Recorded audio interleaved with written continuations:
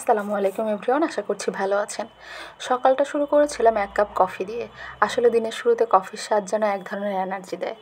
গরম ধোয়া ওঠা কফি হাতে নিয়ে আমি ভাবছিলাম আজকের দিনটা কেমন যাবে, কি কি কাজ করতে হবে, আর কতটা সময় পড়াশোনায় দিতে পারবো। কফি শেষ করে আমি পড়ার টেবিলে বসে গেলাম। দিনের শুরুতে পড়াশোনা করার একটা আলাদা আনন্দ আছে। তখন মনটা সতেজ থাকে, চারপাশটা শান্ত থাকে। তাই ঠিক করলাম প্রথমেই বাংলা ব্যাকরণ সাজেশন নিয়ে কাজ শুরু করব। আজকে আমি সবার সাথে আমার বাংলা ব্যাকরণ সাজেশনটা শেয়ার করব। এগুলো আসলে পরীক্ষার জন্য অনেক বেশি দরকারি। প্রথমেই ছিল ভাষা ও বর্ণ। ভাষার উৎপত্তি থেকে শুরু করে অক্ষর, ধ্বনি এসব নিয়ে আমরা যত বেশি পরিষ্কার ধারণা পাবো, তত ভালোভাবে অন্য টপিকগুলো বুঝতে পারবো। এরপরে ছিল বাংলা ভাষার শব্দসমূহ, শব্দের শ্রেণীবিভাগ, শব্দের প্রকারভেদ, আর কোথায় কেমনভাবে ব্যবহার করা যায় এসবের উপরে পরীক্ষায় প্রশ্ন খুব কমন আসে। এরপর ছিল সন্ধি, লিঙ্গ, বচন আর প্রত্যকরণ। এগুলো নিয়মভিত্তিক, একটু অনুশীলন আর করলে সহজ হয়ে যায়। বাংলা ব্যাকরণের আরেকটা গুরুত্বপূর্ণ অংশ হলো কারক ও বিভক্তি। পরীক্ষায় প্রায়ই বাক্য গঠন নিয়ে প্রশ্ন আসে, আর সঠিকভাবে উত্তর দিতে হলে কারক ও বিভক্তি পরিষ্কার জানা জরুরি। পাশাপাশি আছে সমাস, প্রত্যয়, শুদ্ধ বানান, সমার্থক বা প্রতিশব্দ, বিপরীত শব্দ। এগুলো ছোট ছোট টপিক হলেও নম্বর তোলার জন্য এগুলো অনেক বেশি সহায়ক। এরপর এলো বাক্যের দিক। বাক্য প্রকরণ, কাল ও কালের বৈশিষ্ট্যের প্রয়োগ, এগুলো একটু বড় চ্যাপ্টার, তবে একবার ভালো করে পড়লে সহজ হয়ে যায়।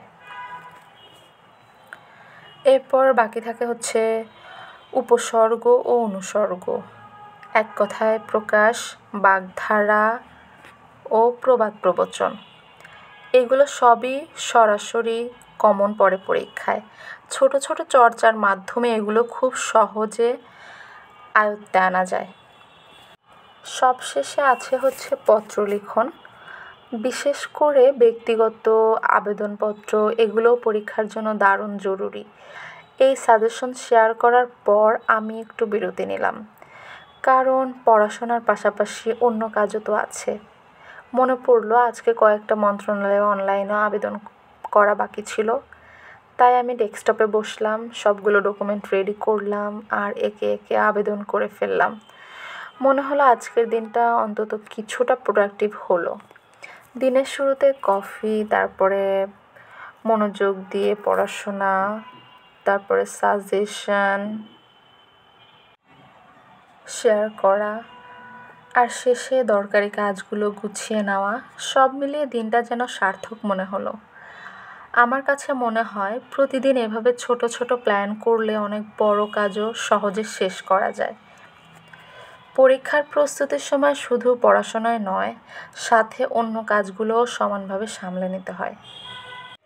আর একটা ট্রিক্স শেয়ার করি, সেটা হচ্ছে যে সাবজেক্টগুলো বেশি কঠিন লাগে সেগুলোতে নাম্বার তো একটু কাটা যাবে বা কম আসবেই, আর যেগুলো তুলনামূলকভাবে বেশি সহজ লাগে সেগুলোতে যেন বেশি বেশি নাম্বার তোলা যায়।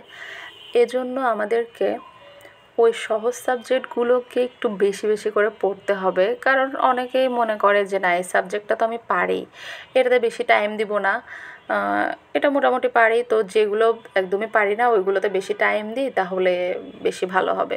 ঠিক আছে, সব কিছুতেই টাইম দিতে হবে, টাইম ম্যানেজমেন্ট অবশ্যই করতে হবে, কিন্তু সহজগুলোতে নাম্বার তোলাটা যেহেতু বেশি সহজ, সেহেতু ওই সহজ সাবজেক্ট থেকে আমার যেন 1 নাম্বারও না কাটা যায়, সেই কাজটা করতে হবে। এজন্য যেরকম বাংলা, সাধারণ জ্ঞান, এগুলো মোটামুটি কিছু কিছু টপিক আছে যেগুলো মুখস্থ করলেই হয়ে যায়, সেগুলো আমরা বেশি বেশি করে দেখব যাতে মুখস্থ একদম ঠোঁটস্থ করে রাখতে পারি, যেন ওই জায়গা থেকে আমার একটা নাম্বারও কাটা না যায়। তো এই ট্রিক্সটা ফলো করলে আশা করছি যে অনেকেই উপকৃত হবেন, কারণ আমাদের এই পরীক্ষার ক্ষেত্রে, চাকরির পরীক্ষার ক্ষেত্রে হচ্ছে যত বেশি নাম্বার তুলতে পারবো তত আমার জন্য ভালো। তো আজকের দিনটা এভাবেই কাটলো। আশা করি আমার সাজেশনগুলো যাদের কাছে পৌঁছাবে তাদেরও পরীক্ষার প্রস্তুতিতে কাজে লাগবে। ধন্যবাদ।